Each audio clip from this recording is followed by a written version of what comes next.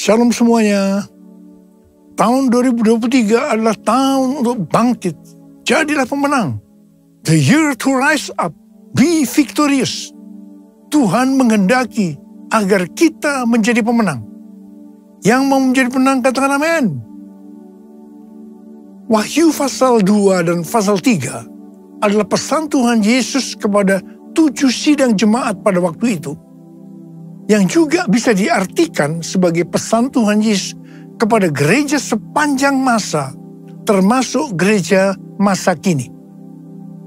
Setiap pesan Tuhan Yesus selalu diakhiri dengan kata-kata, barang siapa bertelinga, hendaklah mendengarkan apa yang dikatakan oleh Roh kepada jemaat-jemaat. Barang siapa menang, maka upahnya adalah masuk surga. Jadi untuk menjadi pemenang, kita harus mendengarkan apa yang dikatakan oleh Roh kepada jemaat. Hal ini bisa juga diartikan, kita harus membaca Alkitab, merenungkan, melakukan, dan menyaksikannya. Tuhan juga bisa berbicara kepada kita melalui nubuatan, melalui mimpi, melalui peringatan dan teguran, melalui hamba-hambanya. Hasil temuan dari Dr. George Barna, Direktur Riset Cultural Research Center Arizona Christian University di Amerika Serikat, yang dirilis pada tanggal 24 Mei 2022, menunjukkan bahwa hanya 37% pendeta Kristen di Amerika Serikat yang masih memiliki sudut pandang yang alkitabiah. Wow. Temuan ini tidak mengejutkan, mengingat pendeta dari kaum Injili yang percaya bahwa Alkitab adalah firman Allah yang benar dan dapat diandalkan untuk kehidupan manusia. Hanya 51% yang masih memiliki pandangan yang alkitabiah. Secara rinci, didapat data pendeta yang masih memiliki sudut pandang yang alkitabiah berdasarkan denominasi. Yang pertama, pendeta non-denominasi dan gereja-gereja independen itu 57%. Kemudian pendeta Protestan Injili 51%. Pendeta karismatik Pentakosta 37%.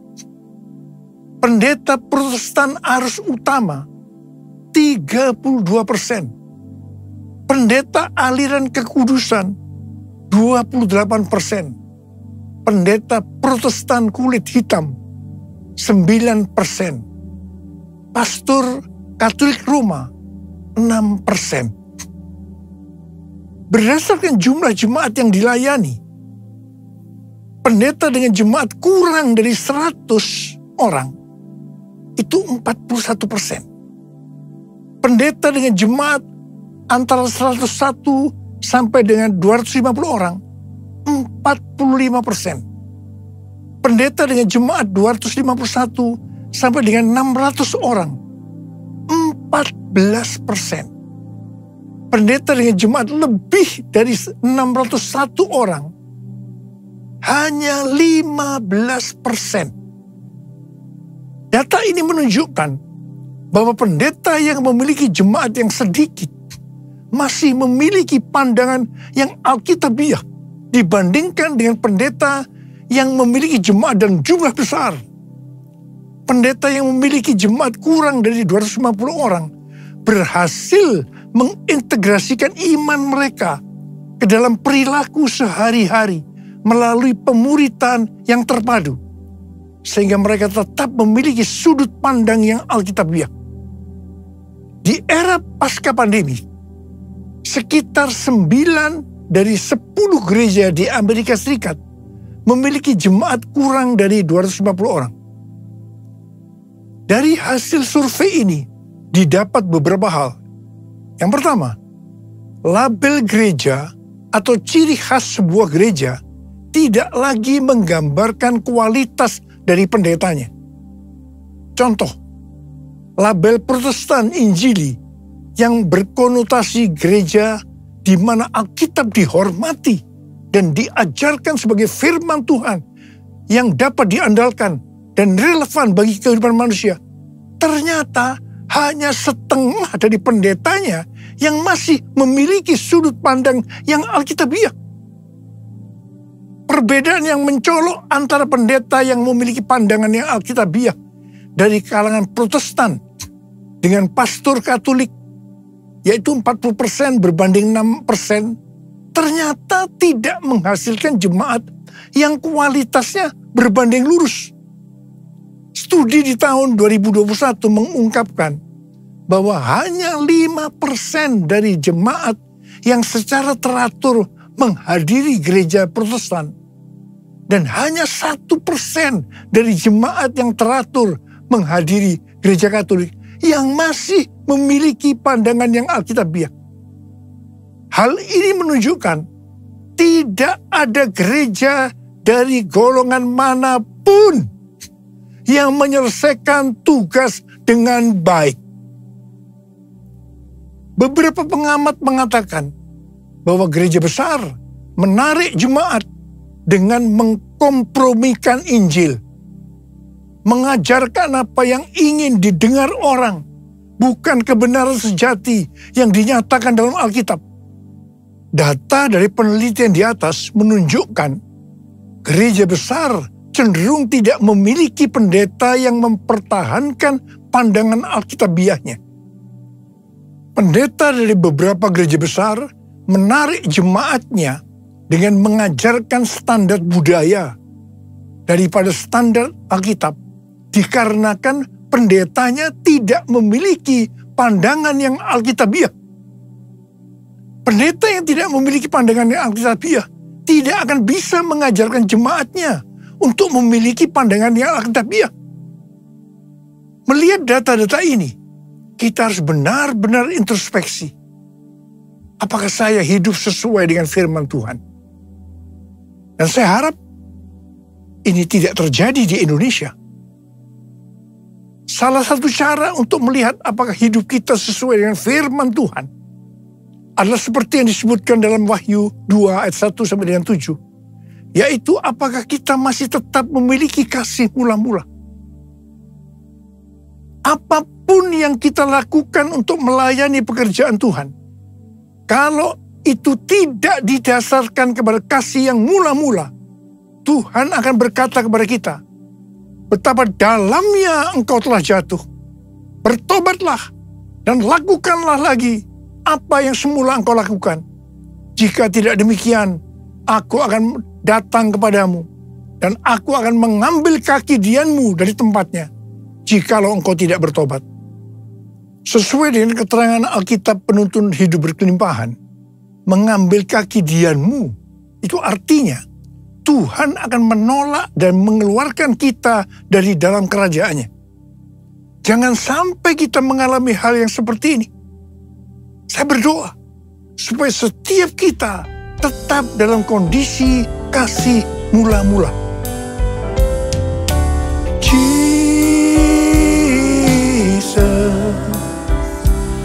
Lord Jesus,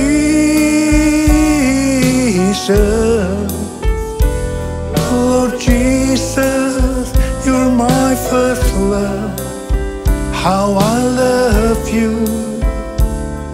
Oh, how I love you, Jesus,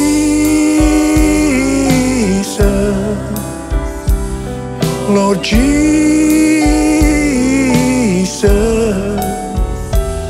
Lord Jesus, you're my first love. How I love you, oh, how I love you, Lord. Tahun 2023 adalah tahun untuk bangkit. Jadilah pemenang. Elia menjadi pemenang melawan nabi-nabi Baal, sehingga membuat orang Israel bertobat. Orang Israel bertobat karena melihat api Tuhan turun. Api Tuhan turun karena doa Elia. Sebelum berdoa, yang dilakukan oleh Elia adalah memperbaiki mezbah Tuhan yang telah diruntuhkan. Artinya, memulihkan ibadah mereka kepada Tuhan. Pertama-tama yang dilakukan Elia adalah membuat mezbah dengan menyusunnya dari 12 batu. 12 batu berbicara tentang unity di antara suku-suku Israel. Untuk menjadi pemenang dalam hal memenangkan jiwa bagi Tuhan, yang paling utama harus terjadi unity di antara kita. Kita harus saling mengasihi. Yohanes 15 ayat 16 dan 17 berkata, "Bukan kamu yang memilih aku, tetapi akulah yang memilih kamu. Dan aku telah menetapkan kamu, supaya kamu pergi dan menghasilkan buah, dan buahmu itu tetap, supaya apa yang kamu minta kepada Bapa dalam namaku, diberikannya kepadamu. Inilah perintahku kepadamu, kasihilah seorang akan yang lain." Yohanes 13 ayat 34 dan 35 berkata, "Aku memberikan perintah baru kepada kamu, yaitu supaya kamu saling mengasihi. Sama seperti aku telah mengasihi kamu, demikian pula kamu harus saling mengasihi. Dengan demikian, semua orang akan tahu bahwa kamu adalah murid-muridku, yaitu jikalau kamu saling mengasihi." Matius 5 ayat 23 dan 24 berkata, "Sebab itu, jika engkau mempersembahkan persembahanmu di atas mezbah, dan engkau teringat akan sesuatu yang ada dalam hati saudaramu terhadap engkau, tinggalkanlah persembahanmu di depan mezbah itu, dan pergilah berdamai dahulu dengan saudaramu, lalu kembali untuk mempersembahkan persembahanmu itu." Supaya persembahan kita berkenan kepada Tuhan, maka kita tidak boleh ada ganjalan dengan orang lain. Kita tidak usah mempermasalahkan siapa yang benar dan siapa yang salah, tetapi supaya terjadi saling mengasihi dan inisiatif berdamai harus dari kita terlebih dahulu. Roma 12 ayat 18 berkata, "Sedapat-dapatnya, kalau hal itu bergantung padamu, hendaklah engkau hidup dalam perdamaian dengan semua orang." Semua diberkati Tuhan.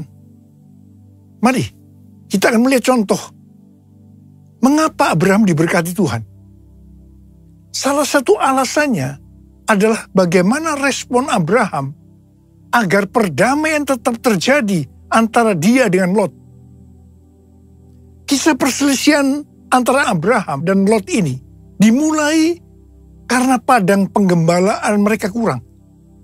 Disebabkan Abraham dan Lot diberkati luar biasa oleh Tuhan dengan ternak yang banyak, maka mulailah terjadi perkelahian antara gembala Abraham dan gembala Lot. Kalau ini dibiarkan, maka akan terjadi perselisihan antara Abraham dan Lot yang lebih besar lagi. Apa yang dilakukan oleh Abraham? Abraham mendatangi Lot terlebih dahulu. Meskipun seharusnya sebagai keponakan, Lot yang harus datang lebih dahulu kepada Abraham. Abraham berkata, "Kita ini kerabat, kita ini adalah saudara. Jangan kita bertengkar, karena akan menjadi contoh yang tidak baik kepada orang-orang di sekitar kita, yaitu orang Kanaan dan orang Feris, dan terutama nama Tuhan tidak dipermuliakan." Kemudian Abraham menyuruh Lot untuk terlebih dahulu memilih tempat untuk penggembalanya. Abraham berkata kepada Lot, "Kamu pilih dulu dah di mana tempat lahan tanah penggembalaanmu. Nanti aku akan ambil sisanya aja." Wow, ini satu pengorbanan yang luar biasa.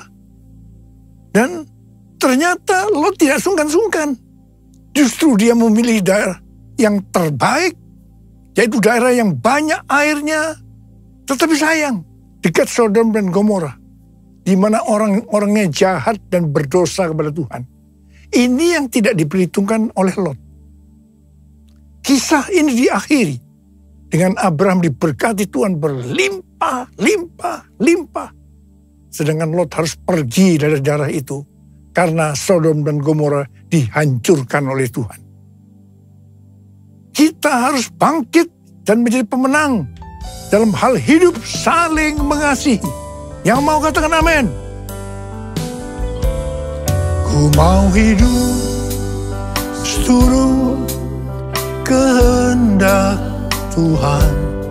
Ku mau memberi semua yang ku dapat berikan. Ku mau cinta Dia lebih dari semua. Ku tak dapat membalas kasih-Nya. Ku tak dapat membalas kasih-Nya. Tanggal 21 sampai dengan 24 Juni 2023 di Amsterdam diadakan konferensi Empower 21 yang temanya adalah Everyone, a New Era of Evangelism. Ini diartikan sebagai munculnya cara penginjilan yang baru yang disebutkan sebagai Everyone. Konferensi ini disebutkan sebagai Everyone Conference 2023 di Amsterdam. Konferensi ini dihadiri lebih kurang 6.000 orang dari 130 negara. Dan yang ikut secara online 22 negara. Hampir semua yang terlibat dalam pelayanan. Saya berbicara 2 kali. Yang pertama di workshop. Dan yang kedua di Olympic Stadium pada hari terakhir. Saya diminta untuk berbicara tentang Pentakosta yang ketiga. Pada konferensi ini, Tuhan membukakan cara baru penginjilan kepada semua orang, everyone, sampai dengan tahun 2033. Artinya cara-cara baru untuk menyelesaikan amanat agung. Tahun 2009, Tuhan berbicara kepada saya sesuatu yang sangat serius tentang aku datang segera. Saya bertanya kepada Tuhan, apa yang akan Tuhan kerjakan? Dan apa yang harus kami lakukan? 6 bulan kemudian Tuhan menjawab pertanyaan saya dengan berkata, Aku akan mencurahkan rohku. Aku akan mencurahkan rohku, kata Tuhan.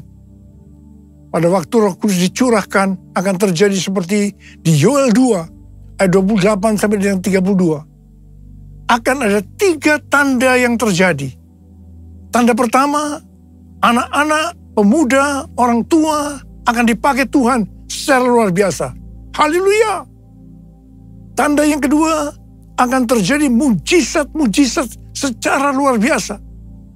Dan tanda yang ketiga, akan terjadi goncangan-goncangan yang luar biasa. Melalui 3 tanda ini akan terjadi penggenapan dari Yoel 2 ayat 32. Yaitu akan banyak orang yang berseru kepada nama Tuhan. Dan mereka yang berseru kepada nama Tuhan akan diselamatkan. Jadi akan terjadi penuaian jiwa besar-besaran. Tahun 2009 ini juga merupakan 100 tahun nubuatan dari William Seymour yang berkata pada tahun 1909 bahwa 100 tahun ke depan akan terjadi pencurahan Roh Kudus yang dahsyat, yang melebihi yang terjadi di Azusa Street. Gerakan ini tidak akan berhenti sampai Tuhan Yesus datang kembali. Amin.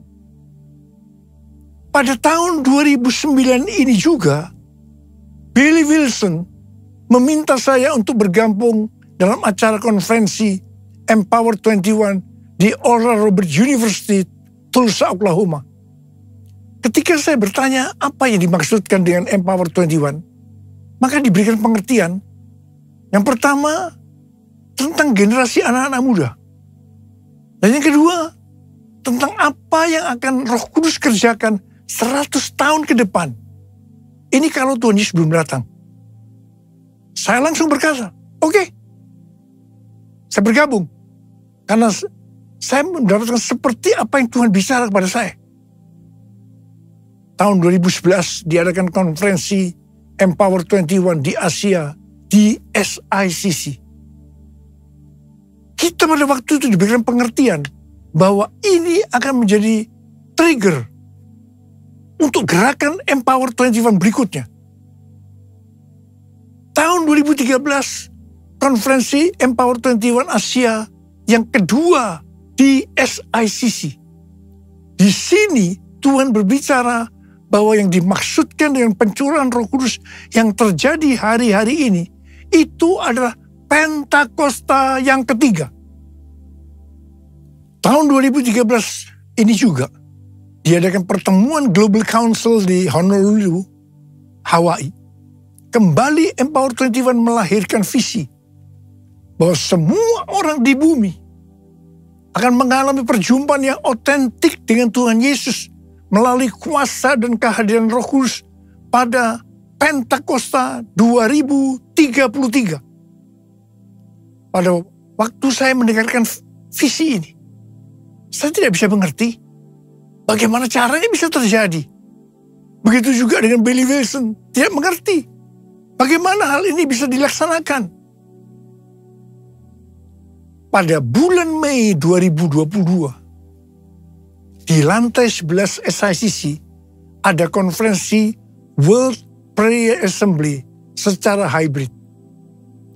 Saat itu ada 3 pembicara melalui online, yaitu yang pertama Billy Wilson, yang mewakili kelompok dari Pentakosta. Dan yang kedua, Rick Warren, yang mewakili kelompok Baptis.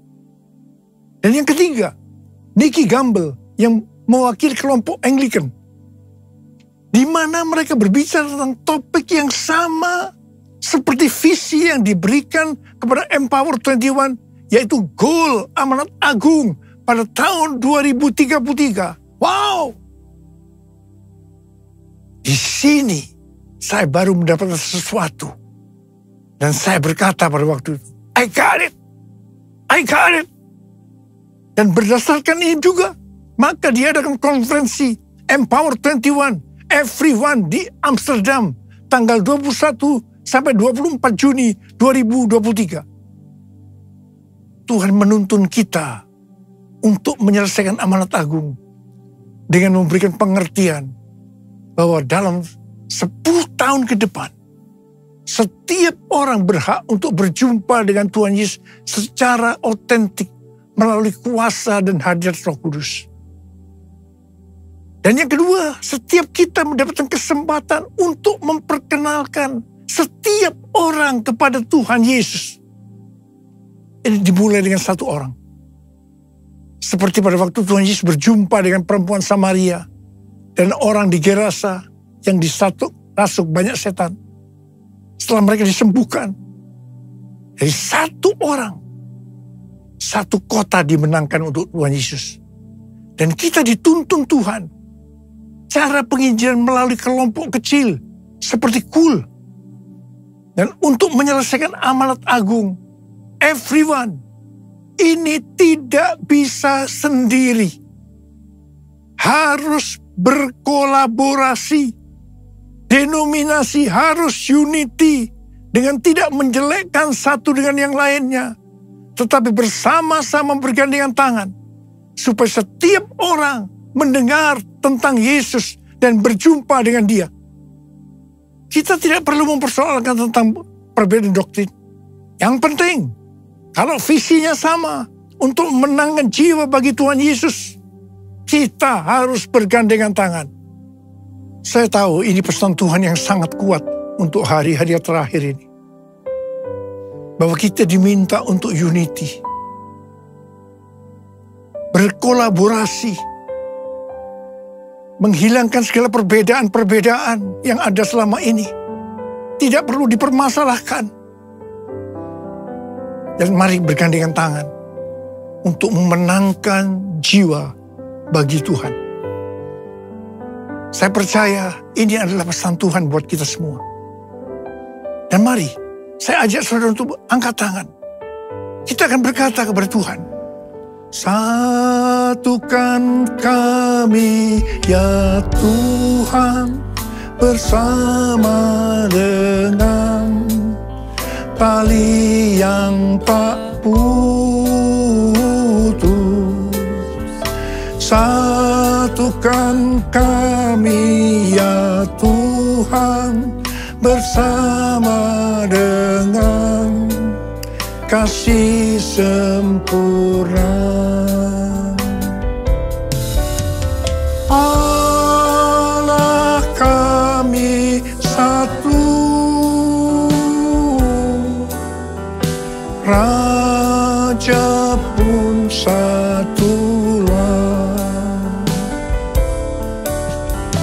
Tubuh Kristus satu, sebab itu ku nyanyi, sebab itu ku nyanyi. Uralaba syaralaba laba laba laba laba laba laba. Urialaba laba laba laba laba laba laba. Urialaba laba laba laba laba laba laba laba laba. Urialaba laba laba laba laba laba. Oh Jesus, satukan kami ya Tuhan, satukan kami ya Allah. Kami tidak bisa sendiri-sendiri, tapi kami harus berkolaborasi dengan dasar unity satu dengan yang lain untuk memenangkan jiwa. Everyone.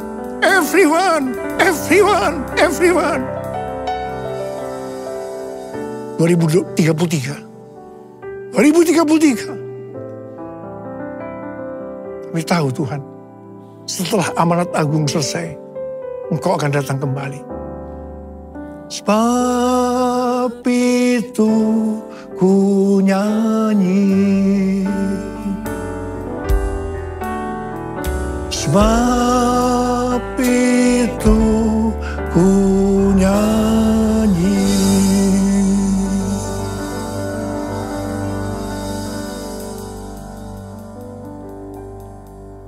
Mari, saudara-saudara, kita akan masuk dalam perjamuan kudus. Kita akan mengingat ayat ini. Sebab setiap kali kamu makan roti ini dan minum cawan ini, kamu memberitakan kematian Tuhan sampai Ia datang. Perjamuan kudus adalah perjamuan Tuhan Yesus sendiri. Setiap kali kita masuk dalam perjamuan kudus, ini pesan Tuhan buat kita semua. Biarlah ini menjadi peringatan akan daku. Peringatan akan daku. Mari tundukkan kepala. Arahkan hati kita kepada kebaikan Tuhan. Apa? Siapakah kami sebelum kami mengenal Engkau? Kami semua orang berdosa. Upah dosa adalah maut, mati. Tapi Engkau yang tidak berdosa telah dijadikan dosa oleh karena kami. Engkau harus turun dari surga mulia, mati ganti kami dengan penderitaan yang luar biasa. Sungguh kalau kami pikirkan betapa baiknya Engkau Tuhan. Betapa baiknya Engkau ya Abba. Engkau jadikan kami sebagai anak-anak-Mu. Engkau yang memberkati, Engkau membela, Engkau mengajar kami, Engkau menyembuhkan kami. Engkau tegur, Engkau hajar kami kalau salah. Itu Engkau ya Abba. Itu Engkau ya Abba. Tuhan akan memberkati kita melalui perjamuan kudus. Tapi Tuhan mau kita makan dan minum dengan cara yang benar. Karena itu masing-masing berdoa. Lihat keadaan dirimu masing-masing. Introspeksi. Jangan menyimpan dosa. Akui. Minta ampun. Supaya diberkati Tuhan. Ampuni saya Tuhan. Ampuni Tuhan. Ampuni. Ampuni ya Abba. Ampuni ya Abba. Ampuni ya Abba. Kami akan masuk dalam perjamuan kudus. Dengan hati yang penuh ucapan syukur. Dalam nama Yesus. Amin. Mari. Angkat roti di tangan kanan kita tinggi-tinggi. Sebab apa yang telah kuteruskan kepadamu telah aku terima dari Tuhan. Itu bahwa Tuhan Yesus pada malam waktu Ia diserahkan mengambil roti. Dan sesudah itu Ia mengucap syukur atasnya. Ia memecah-mecahkannya. Dan berkata, inilah tubuhku yang diserahkan bagi kamu. Perbuatlah ini menjadi peringatan akan aku. Sudah dikasih Tuhan, bukankah roti yang kita pecah-pecahkan ini adalah persekutuan kita dengan tubuh Kristus. Mari kita makan dalam nama Yesus.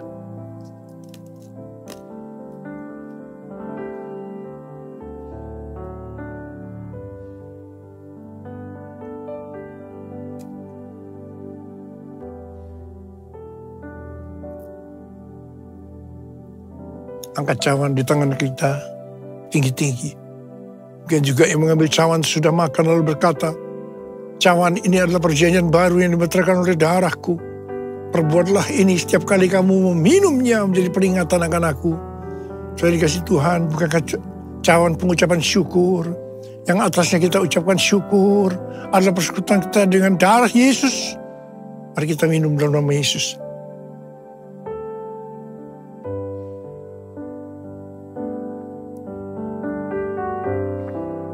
Angkat tangan kita, ucapan syukur dan terima kasih dengan suara.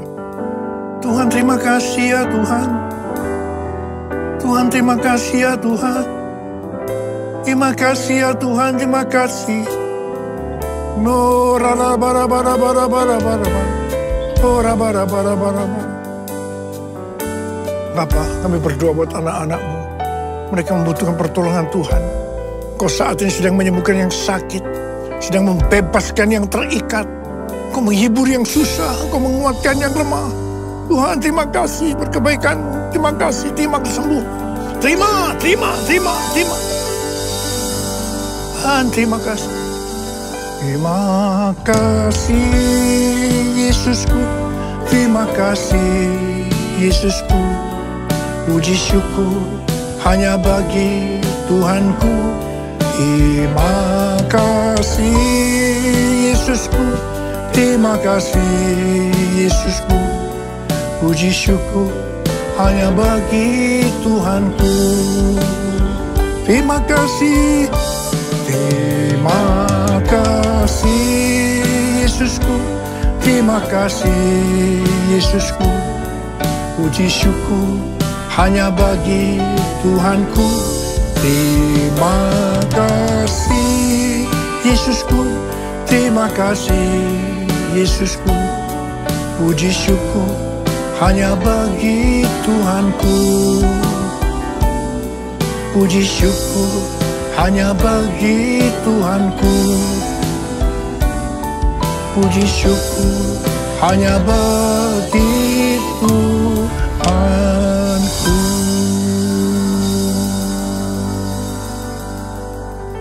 Makasih Abah. Makasih. Berkat-Mu melimpah buat anak-anak-Mu. Sekarang terima berkat Tuhan. Kasih karunia berlimpah-limpah daripada Allah Bapa dalam anak yang tunggal Yesus Kristus. Persekutuan yang manis dengan Roh Kudus menyertai saudara sekalian mulai hari ini. Sampai Tuhan Yesus datang menjemput kita di awan-awan dan bahkan sampai selama-lamanya. Yang percaya bersama-sama katakan, amin. Aku percaya janji-Mu dalam hidupku. Aku percaya Kau pegang tanganku. Di tengah-tengah badai, meskipun badai menerpa, Yesus Kau selalu beserta.